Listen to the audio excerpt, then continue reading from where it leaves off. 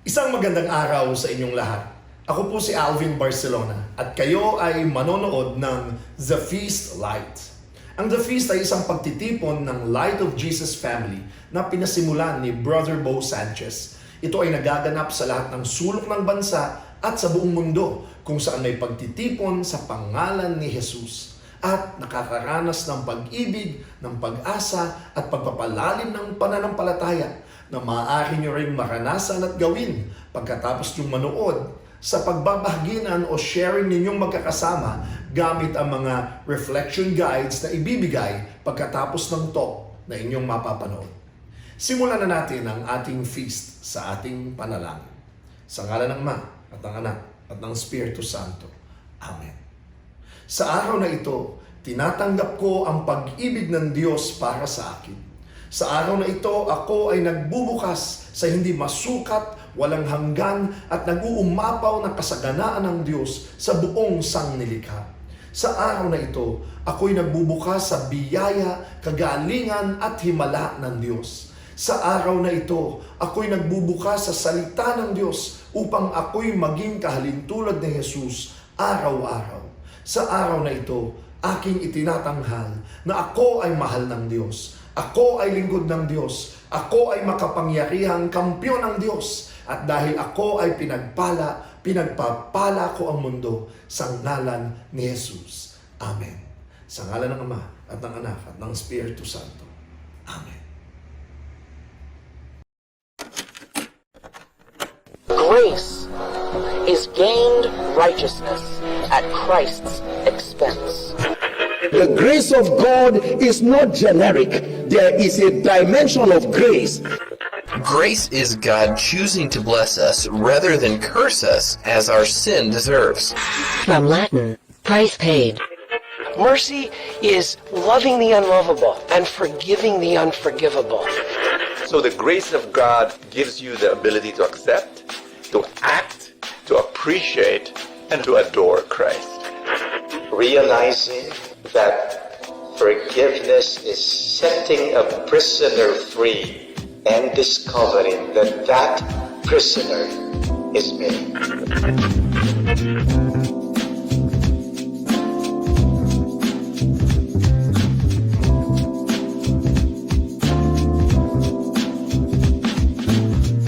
A blessed and a glorious day to everyone. Magandang araw po sa inyong lahat.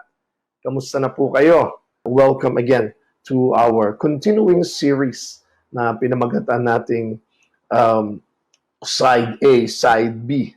At ngayong araw na ito, ang ating pamagat ay Searching Sheep and Restored Relationships. At patuloy po ang ating pag-aaral sa Ebanghelyo ni San Mateo. Ikatlong taon na nga natin ang Gospel of Matthew, and we continue to dive deep. And today, our big message is this: love is tough. Ang pag-ibig, alam natin na ang pangkaraniwang pakiramdam dyan ay something light, something mushy, something kilig, no? Pero ang totoong pag-ibig, tough. Kasi kailangan niyang harapin ang mga dapat gawin na minsan ay hindi madali o madalas hindi madali. Pero dapat mong gawin dahil ikaw ay tunay na nagmamahal. At alam niyo, ang isang mahirap na dapat gawin, na kailangan gawin ng isang taong tunay na nagmamahal, ay ang mag-correct. Opo, yung mga magulang, alam na alam yan. Kailangan nating itama ang ating mga anak na nangangailangan ng paggabay mula nung sila'y mga bata, lalo na kung sila'y mga teenagers na naghahanap ng maraming kasagutan sa buhay at sa daigdig. Kailangan nila ng gabay at di maiiwasan sila'y nagkakamali. At bahagi ng buhay yan. Pero bahagi din ng papel natin mga magulang ay ang sila'y ituwid, itama. Mula sa sobrang paglalaro halimbawa ng computer games o sa pagpupuyat hanggang sa mga relasyon na baka hindi pa dapat, kailangan nating sabihin yon at gawin yon. Ngayon, medyo ilag na yung mga magulang dyan. No? Dahil na-i-influensyahan tayo ng kultura ng Western culture na masyadong makapangyarihan ang mga anak na hindi na masabihan ng mga magulang. Yung mga magulang pa ang sobrang ingat. Kaya naman hindi din maganda nagiging resulta sa mga kabataan. Ayaw nating matulad tayo doon dito sa ating bayan na mayroon pa rin tayong kultura na gabayan ng ating mga anak, lalong-lalo na sa buhay Kristiyano. Kaya aminin natin, hindi madali yan. Kasi baka masaktan ng damdamin ng anak natin, baka masaktan ng damdamin, lalo na kung teenager, baka mag-rebelde. Pero kailangan natin gawin. Ang Panginoong Hesus, ang Biblia, mayroong magagandang aral tungkol sa paano natin gagawin ang mag-correct ng bawat isa, lalong-lalo na ang mga mahal natin sa buhay. Actually, hindi lang mga anak.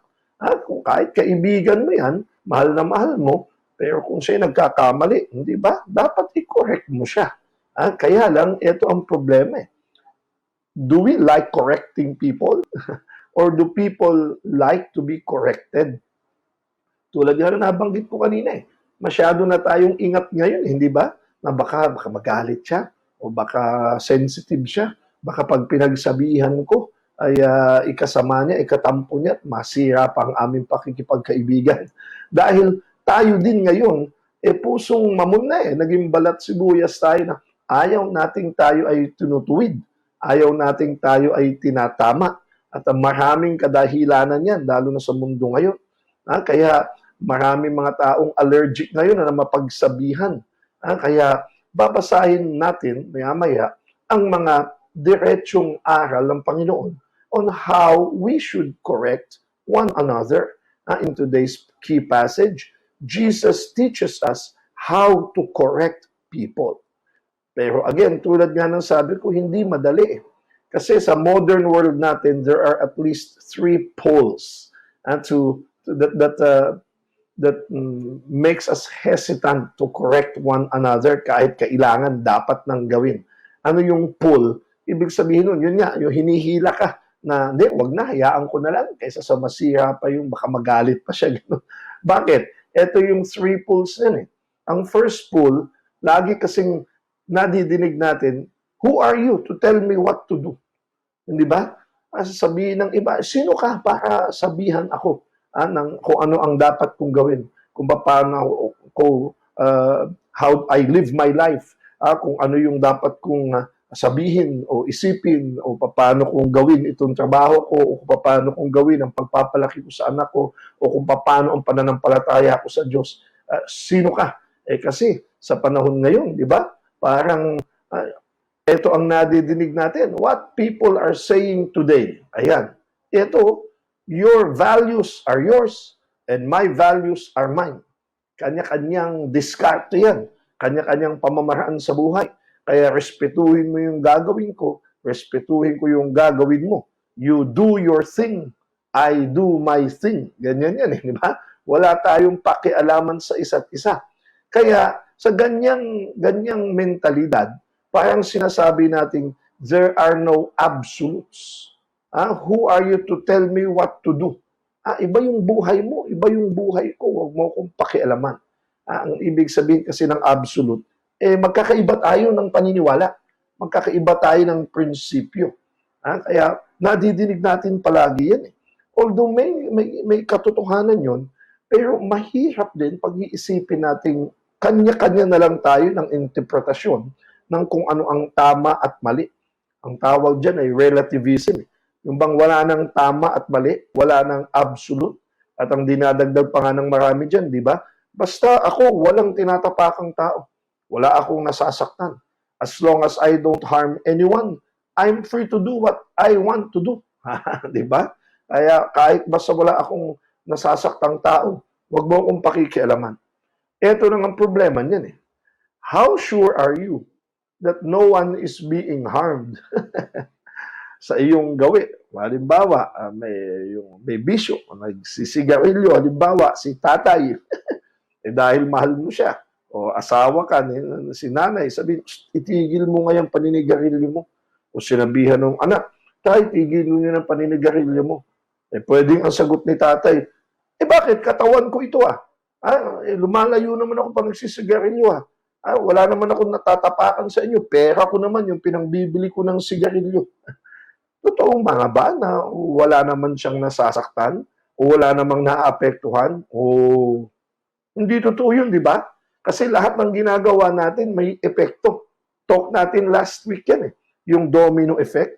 Because we believe that our deeds, even done in the privacy of our bedrooms, ibig sabihin sa kahit pinakasikretong gawain, even our most hidden thoughts, impact multi-generations. Palaging mayroong epekto ang ating ginagawa, kahit na akala nating sa atin lang yun. Maraming taong nagsasabing, wag mo akong pakikialaman kasi hindi ka naman naapektuhan ng ginagawa ko. Pero ang totoo niyan, lahat ng ginagawa natin ay may epekto sa bawat isa. Halimbawa na lang, yung halimbawa kong tatay naninigarilyo. Talaga nga bang walang epekto yun sa kanyang pamilya? At buhay naman niya yun? Baga naman niya yun? Pera naman niya yun? Alam natin hindi, di ba? Dahil una sa lahat, yung binubugan niyang usok, baka na lalanghap ng kapamilya niya, second-hand smoke yun. O kahit sa malayo siya, hindi ba naapektuhan ang health niya? At pag naapektuhan ng kanyang kalusugan, hindi ba apektado din ang asawa, ang mga anak, at kung siya'y magkasakit, magka-lung cancer, hindi ba ultimately apektado ang buong pamilya, apektado ang kanyang trabaho, apektado ang maraming tao. Kaya hindi pwede na kanya-kanya lang diskarte ito at buhay ko ito, buhay mo yan. Because you see, without absolutes, will create hell on earth. Ibig sabihin, kailangan tayo may standard. Kaya tayo may mga batas Sa batas trapiko lang Pwede mo bang sabihin, basta ako gusto kong tumuloy kahit na red light. Opinion ko ito diskarte ko ito hindi pwede yun. May mga batas tayo dahil may mga standards, may mga rules, may mga guidelines. Mayroong mga batas ang kalikasan, batas ang tao, batas ang Diyos. Katunayan, ang Diyos mismo, nagpakita siya ng absolutes. Halimbawa, God sacrificed Himself for us, and He calls us to do the same for others. Ang ibig sabihin, ang Diyos nagpakita ng mga absolutes na halimbawa, ang pagmamahal sa kapwa, pagsasakripisyo, pagbibigay ng buhay para sa bawat isa. Absolute yan Hindi yan pwedeng laktawan mo kung ikaw ay nagmamahal. At ang pusta ko, kung ikaw ay buhay dito sa mundo, sigurado nagmamahal ka at may nagmamahal sa iyo. Kaya yan ang mga pinapaalala sa atin ng Diyos. In fact, God Himself, when He gives us His Word, tulad ng babasahin natin mamaya, that means there are standards, there are rules to follow, there are absolutes. And these absolutes are for our own good and for the good of others. Kasi yung second pull, di ba, sinasabi, I'm free to say anything I want. Wag mo akong pigilan sa sasabihin ko. I have my rights. I have my freedom of speech. Di ba? Kaya yung gusto kong sabihin, wag mong pakialaman. Buhay ko ito.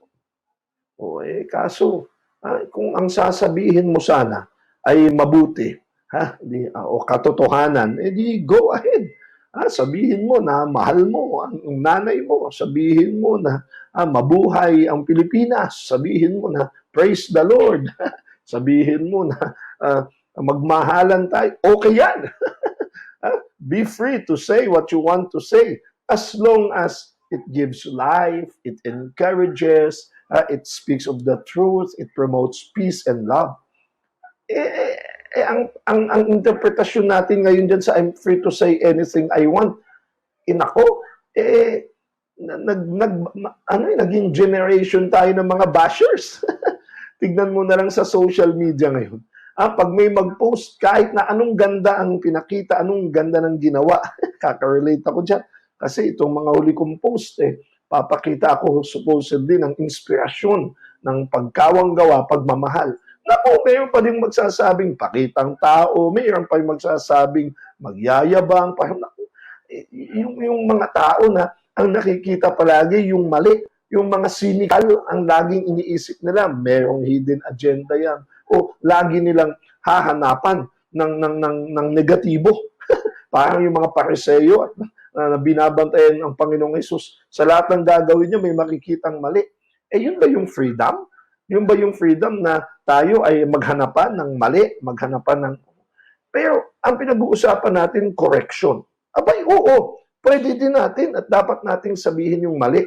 Pero, ano yun? Sa social media, pahihiyain mo siya sa Facebook, sa Instagram, o sa TikTok, ay dun mo ipaglalandakan na yung katawan niya ay pangit o yung ginawa niyang pagkanta ay pangit o yung ganun ba? Baka hindi naman yan ang kalakaran dapat. Bagamat yan ang nangyayari sa mundo ngayon. Kaya, totoo, we have the freedom to speak, pero freedom to speak good, freedom to speak life and encouragement. Kaya, yan, at least ang dalawang pools, dalawang pool lang pala, no? Yung nagpapapigil sa atin, kaya tuloy, wala nang gustong magsalita, no? Kasi baka mayroong magbabash, mayroong magkikriticize, mayroong kokontra. Kaya ngayon natin pag-aralan na ang Panginoong Hesus sa Biblia ay mayroon siyang aral on how we restore a friend. Kasi pag tayo ay nagtuwid, ang laging nating underlying reason dyan, gusto natin siyang ma-restore. Yan, kaya there are 4 steps to restore a friend. 4 na hakbang upang ating ituwid sa mabuti ang isang kaibigan o isang mahal sa buhay. At bago ko basahin ang salita tungkol dyan, ayan, no, by talking about correction, Jesus is already assuming that there are absolutes. By the way, hindi pala akong magbabasa nito. Si Brother Tony yung magbabasa ng thy word. Brother Tony, ang akin pala hindi. Sasabihin ko mamaya yan. Sorry, I'm navigating here. So, ito magbabasa tayo ng absolutes. Pero again, uulitin natin, God created spiritual laws that govern the universe. And they govern you, they govern me, whether you believe in them or not. Again, this counters relativism. Yung bang, opinion nyo yan, kanya-kanya yan, pero hindi ako naniniwala dyan. Hindi pwede. Mayroong mga opinion, pero mayroong mga absolutes. Halimbawa, yung spiritual law o yung natural law, halimbawa. Halimbawa, yung law of gravity. Maniwala ka sa hindi, may law of gravity. Hindi mo pwedeng kontrahin yun. At kahit kontrahin mo yun, hindi mo makukontra. Halimbawa, hindi ako naniniwala sa law of gravity. Kaya tatalon ako mula sa 7th floor ng building na ito. Hindi ako naniniwala na mahuhulog ako. Gusto ko sana sabihin, sige, gawin mo. Pero wag. Wag. Kasi kahit hindi ka naniniwala dyan, mahuhulog ka talaga dyan. You cannot go against natural laws. As you cannot go against spiritual laws. Actually, minsan, you can go against it. Halimbawa, magsinungaling. O yung iba, mas grabe pa, pumatay. Abay, may nagsisinungaling. May nagnanakaw. May pumapatay. And they can get away with it. Nagawa nila. Pero may balik. May consequence. Kaya ganyan ang mga laws. Ganyan ang mga absolute. Maniwala ko sa hindi at kahit na ito'y labagin mo, pero hindi mo matatakasan ang balik niya, ang consequence niya. Kaya ito ngayon, paano mo ngayon dapat ituwid ang iyong kapatid, ang iyong mahal sa buhay, para malaman niya yung law, yung standard, at higit sa lahat, siya ay mapabuti, ma-restore siya. Ayaw mo pa siyang mapahamak. Simpleng-simple lang yan. Naglalakad na siya at nakita mo mahuhulog sa butas at hindi siya nakatingin. Kung mahal mo siya, talagang ay, mahuhulog ka. Alam naman sabihin mo, wag mo nating sabihin kasi baka magalit siya. Mahuhulog sa butas. Kaya kailangan sabihin mo. Pero dun sa mga bagay-bagay na sensitibo, ayan, halimbawa, mayroon siyang character flaw o mayroon siyang talagang dapat ituwid sa kanyang ugali, mayroong steps. Kaya paghahatian namin ni Brother Tony, bibigay ko yung unang step, dyan ko babasahin ng salita ng Diyos. Kasi ang step 1 is to go alone or go privately pag nagtutuwid ka ng isang mahal sa buhay. Our word for today is from Matthew chapter 18, verse 15. At ipagpapatuloy po ni Brother Tony mamaya yan. As I've mentioned, these are 4 steps on how to correct or how to restore a friend. Yung una po, ganito ang sinasabi. If another believer sins against you, go privately. Again, the important word here, the key word is privately, and point out the offense. If the other person listens and confesses it, you have won that person back. Ayan po. So, yan ang unang-unang tagubilin sa pagtutuwid ng kapwa. Una sa lahat, yun munang point out his offense. Because the truth is, true friends are those who stab you in front. Parang ang lupit, no? Pero kesa sa stabbing you at your back, mahirap yun. Pupurihin ka ng pupurihin, ngingiti-ngiti pa sa'yo, oo ng oo sa'yo, pag nakaharap, pag talikod, kung ano-ano sinasabi sa'yo, hindi tunay na kaibigan yun. Hindi totoong kaibigan yun. Kaya mabuti pa yung kaibigan na sasabihin sa'yo harapan kung ano ang diferensya, kung ano ang dapat ituwid. Masasaktan ka. Kaya nga ang title natin, Love is Tough. Mahirap mong sabihin harapan at siya'y masasaktan. Pero kailangan. Mabuti pang masaktan siya, mabuti pang sabihin mo, kesa sa magpatuloy na mapahamak siya o sa ibang tao pa manggaling. Mabuti pang sa'yo na manggaling. Kung ikay tatay or nanay or kapatid o kaibigan, ikaw ang magsabi. At paano mo sasabihin ito? Point out his offense. Because again, love is tough. Kailangan sabihin. Huwag mong patatagalin. Pero, say it in private. Huwag sa Facebook. Huwag sa Instagram. Hindi sa social media. Hindi mo ite-text to all. Hindi yung pagtutuwid. Pamamahiya yun. Hindi mo intensyon na siya'y magbago. Intensyon mo siya'y mapahiya. At naku, pag siniraan mo isang tao, may kwento dyan para kang nagsaboy ng isang sako ng mga dahon o ng mga feathers ng balahibo sa ibabaw ng bundok. Ibig sabihin, pag sinaboy mo na yon, ang hirap mo nang ibalik. Ang hirap pag siniraan mo ang isang tao sa publiko. Kaya ang pinag-uusapan natin, pagtutuwid. At ginagawa mo ang pagtutuwid dahil mahal mo yung tao. Gusto mo siyang magbago, hindi para masira. Kaya dito sa step 1, go privately or go alone, meron tayong 3 maiiksing tips for loving correction. Ang tawag nga dyan, hindi confrontation, carefrontation. Caring confrontation. Number 1, express your love. Kayo ng dalawa ito, kayo lang dalawa, private, pero hindi ko kayo ng dalawa, pwede mo na siyang sigawan. Pwede mo na siyang hiyain. Hindi rin. Kahit na kayong dalawa lang, kahit private, still you have to express your love. Kaya mahalaga na malinaw sa tinutuwid mo, asawa mo, anak mo, kaibigan mo, dapat malinaw sa kanya, mahal mo siya. Kaya nga ang basic rule ko dyan, dapat marami kang pondong pagmamahal sa kanya. Para bang lagi kong sinasabing halimbawa, nakaupo ka sa jeep, biglang may yung katapat mo na sinabing, boss, may muta ka. Kung hindi mo kilala yung nagsabi sa yung yun, ma-offend ka. Sabihin mo, kapal ng mukha nito, hindi ko namang kilala. Bakit sasabihin may muta ako? Bakit? Kilala ba kita? Close ba tayo? Pero kung yung nagsabi sa yung, ay, may muta ka. Best friend mo, ay ba'y magpapasalamat ka pa? Kasi kesa naman sa may muta ka buong araw, tapos kasama mo yung kaibigan mo, hindi sinabi sa'yo. Bakit carry mo, nasabihan ka ng kaibigan? May relasyon kayo. May pondo siya ng relationship. May karapatan siya na magsabi sa'yo. Kaya kung yan ay asawa mo, tatay mo, nanay mo, anak mo, best friend mo, ay hayaan mong ituwid ka. Mahal ka niyan. Hindi ka niyan gustong mapahiya. Hindi ka niyan gustong mapahamak. At ikaw na nagtutuwid, dapat malinaw sa kanya, I'm doing this because I love you. Kaya huwag mo siyang hihiyain. Hindi kasama sa pagmamahal yung pamamahiya. Yun, Facebook mo siya, social, hindi pagmamahal yan. O kahit kayo lang dalawa, bigla mo siyang sinigawan, sinaktan, na physical, hindi kasama sa pagmamahal yan. Kaya dapat loving, pointing out the offense lovingly. Tip 2, express it with humility. May kababaang loob. Marami kasi sa atin, pag nagtutuwid, kaya yung ibang tao ayaw maituwid.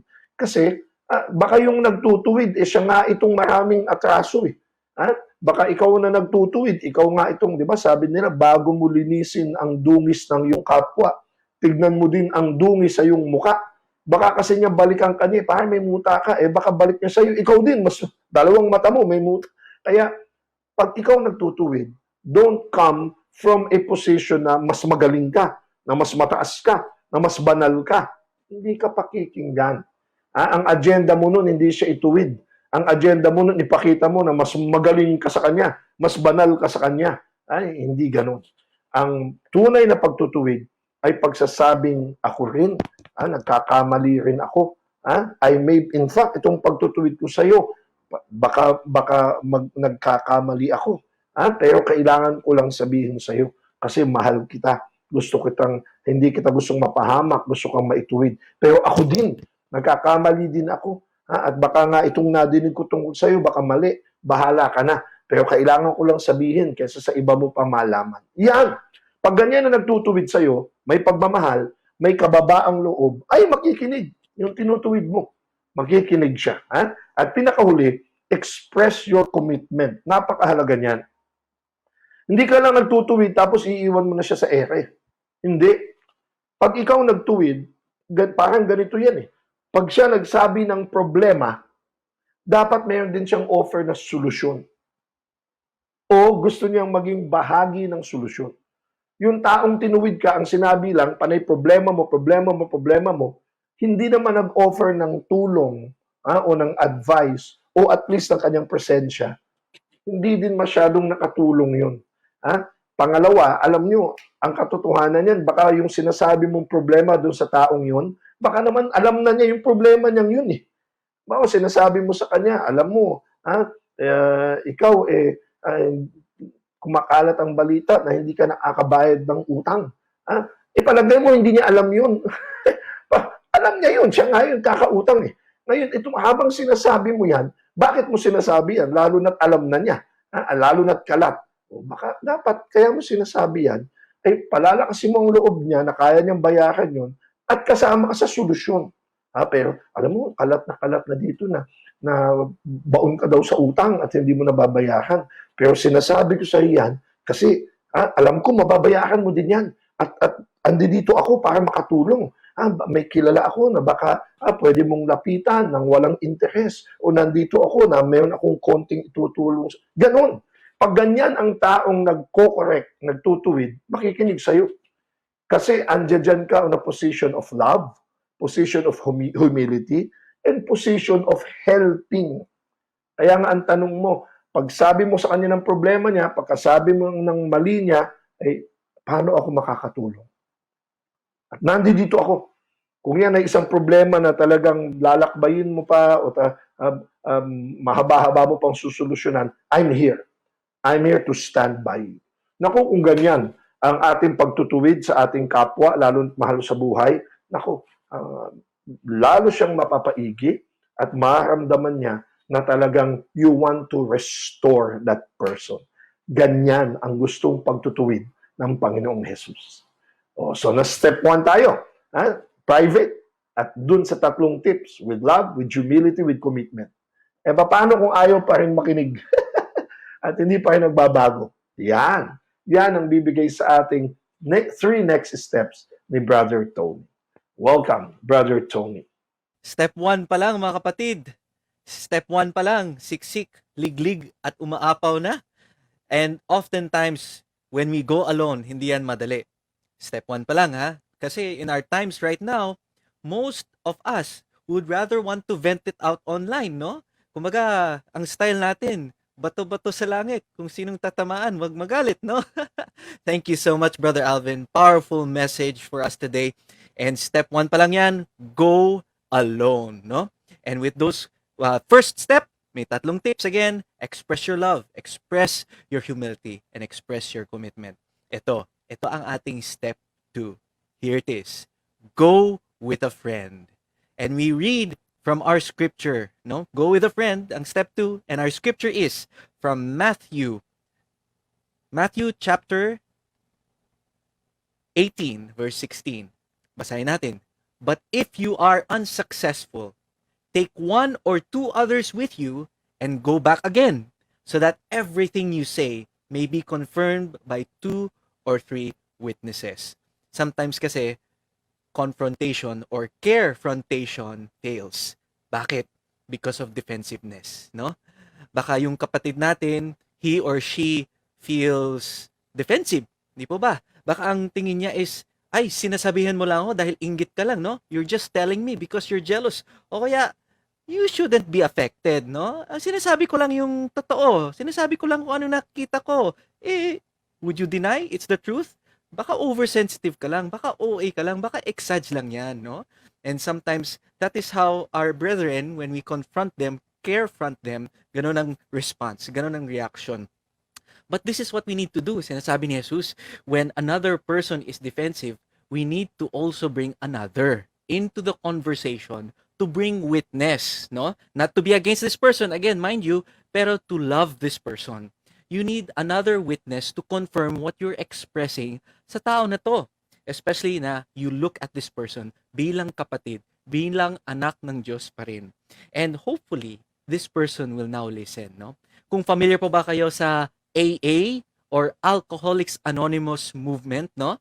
Ang tawag nila dito is intervention, where they bring another person, 2 or 3 more, to help bring witness to the alcoholic in denial. At ang sinasabi nila, you're an alcoholic. You have to accept that, no? Don't deny it. You have to accept that alcohol drinking is out of control and we want to help you. Oh, 'di ba? That's what AA is all about, Alcoholic Anonymous. But, mga kapatid, when this doesn't work, may third step tayo. Third step is, after go alone, go with a friend. Third step, go with a community. And we read again from Matthew 18, verse 17 naman. If the person still refuses to listen, take your case to the church.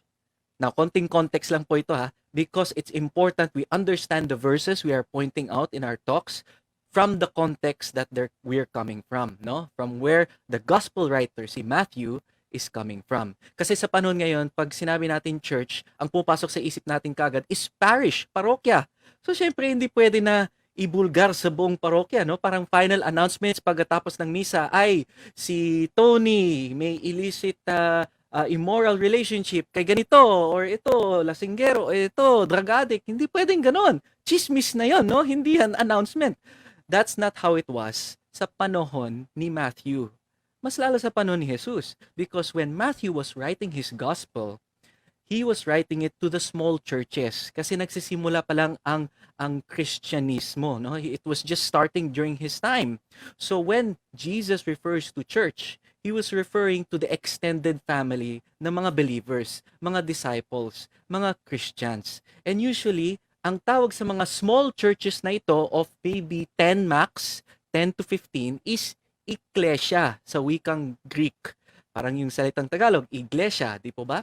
So that is the small church. So when Jesus said, if the person still refuses to listen, take your case to the church, ang gusto niyang ibig sabihin is to bring it to your extended family, which is your small church, no? And you can compare yung mga small churches nila nung panahon ni Matthew, nung sinulat niya yung gospel na ito, is like to a feast light or to a light group. Yan, no? So, ang ginagawa nila to express what their thoughts and feelings are towards brother or sister who has offended them, they would sit down, no? Talagang upo sila together, minsan over dinner, yan. Parang family gathering siya. And then now the whole family, the whole church of 10 to 15 will now give witness to what one is expressing to the person who has offended, no? Ito. And the thing now about that is that we grow as a family. And it teaches us to be our brother's keeper. That we are not alone as a human person. Kasama natin ang isa't isa, whether we accept it or not. Kagaya binabanggit ni Brother Alvin kanina. And that one sin is not an isolate thing. A personal sin also affects the whole body of Christ, which is the church. So the sin of one affects spiritually, if not physically, the others. Pero paano naman, Brother Tony, if ayaw pa rin niya? Ito, step number 4. Go to God and surrender. Yan. Go to God and surrender. And we go back to scripture, Matthew 18:17. 18 rather. Then, if he or she won't accept the church's decision, treat that person as a pagan or corrupt tax collector. Wow, grabe. Grabe ito, Brother Tony. Ganito pala magsalita si Jesus. Allow me to bring that into context again, ha? Because that's our mistake sometimes. We take the words of Jesus and bring them out of context. When Jesus mentions outsiders, tax collectors, pagan, and he to treat our brethren in such a way because they won't listen to us, they won't listen to a witness, they won't listen to the church. Ang sinasabi ni Jesus dito is this: you need to respect your limitations. You need to respect your boundaries. If you're being taken advantage of, abused, hurt, you need to protect and respect your limitations and your boundaries because you also have your dignity as God has given it to you, no? And ang mahalaga po dito mga kapatid is that we have to accept that we cannot save everyone. We cannot save every relationship. Ulitin ko po ha. You cannot save everyone. You cannot save every relationship. Why? Because you are not the Messiah. Hindi tayo ang Mesiyas. Hindi tayo si Jesus. Yes, we are called to follow Jesus as He did, but there are relationships, there are cases that are out of our hands that only God Himself can heal, can complete. You are just the messenger. So mahalaga, you did your part. You gave your love. You showed humility. You expressed your commitment. At the end of the day, mga kapatid, we need to accept that God is assigning another person to bless him or her. If it's not you, kailangan natin tanggapin yan. That's why napakahalaga that when we're in a toxic relationship, we need to love from a distance. At kayang-kaya pa naman din ngayon dahil pandemic, no? Physical distancing. We can love from a distance, but we still love, no? We still love because God still loves. Ito ang katotohanan. The truth is, some people are meant to be in your life for only a season, not forever. Yan. I'll allow that to sink in. Ulitin ko po. Some people are meant to be in your life only for a season, but not forever. And when Jesus said those words, akala natin napaka-harsh naman si Jesus. When He said, if this person doesn't listen to you, to a witness, or to the church, treat this person as a pagan or tax collector or outsider. Again, let's bring it into context. Because just before a few verses before that, sa Gospel ni Matthew, ito ang sinabi ni Jesus. He said, befriend the tax collectors. Befriend those who are considered outsiders and marginalized by society.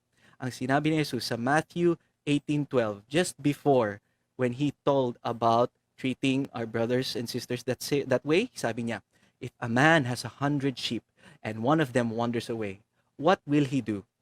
Won't he leave the 99 others on the hills and go out to search for that one that is lost?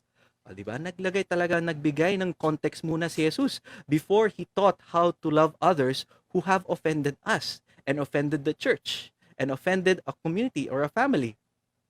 We never stop loving, even if it means loving from a distance. Kasi posible po yun. Di po ba? Jesus also teaches us to bless those who curse us, no? To love our enemies and to pray for those who hate us, and can be done from a distance, no? Because like God, we never stop loving. Because why? God never stops loving. God is pure love. We just need to learn that there are many ways to love. Amen? Di po ba? There are many ways to love. Many paths to love another person. And that is why, dear friends, we just need to learn and relearn love, especially when it comes to loving ourselves. Kasi sometimes I also know a few friends, a few servants na who are single, mga single men and women who are in toxic relationships. And sinasabi na nila, they're expressing to me, Brother Tony, itong ginagawa niya, he or she is abusing me verbally, ano siya, nahuli ko siya, na nagda-drugs, nagninigarilyo, toxic. Ayoko na, Brother Tony. And then advice ko is that, iwanan mo na. You're not worth that pain, that suffering. Pero, ang sinasabi nila, pero mahal ko pa rin siya eh. Mahal ko siya eh. Iba siya magmahal. Or di ko kaya. Kasi ang dami kong iiwanan kung aalis ako. Oh wow, grabe. It's very difficult. And I know I'm going a little bit off topic here, but you need to love yourself also. Kailangan mahalin ang sarili if you are to truly love another person. That's why the best advice, if we are to help someone in such a situation, leave him, leave her, no? Love him, yes, but not as a boyfriend, not as a girlfriend anymore, because someone else can be assigned by God to minister to them. We can only minister to them because at the end of the day, love is tough. Totoo po yan. Love is tough enough to let go and let God. But for some, it's difficult to let go. Tama po, tao lang tayo. But that is when we let God take over so that we can let go. Friends, love is tough. And sometimes it is even harder to love the self than it is to love others. But I pray that today as we come before God, we surrender to Him. We lift everything up to Him and acknowledge that His love is enough. His love can complete us. His love is all-embracing. Napaka-affectionate ulit ang Diyos. Again, cast upon Him your burdens, your cares, your anxieties, because He cares for you. And only God can love you perfectly and completely. And if you're having a hard time, kung nahihirapan po kayo to love someone in your life, a friend, a spouse, a parent, a sibling, kamag-anak, kapitbahay, co-servant, no, or a friend, you know, so close. You know, friends, surrender that person up to God's mercy, because only God can love that person the way God can. Do your part, do your best, be loving, be humble, be committed, but know that God's love only can change us. No one else can. We cannot change others for us, but we can change ourselves for God.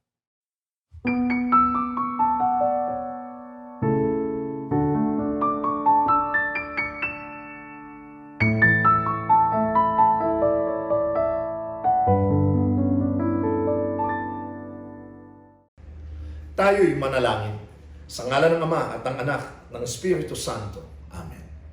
Mahal naming Ama sa langit, kami po ay nagpupuri at nagpapasalamat sa isa na namang pagkakataon na kami muli mong tinipon at tinawag upang makinig sa iyong salita.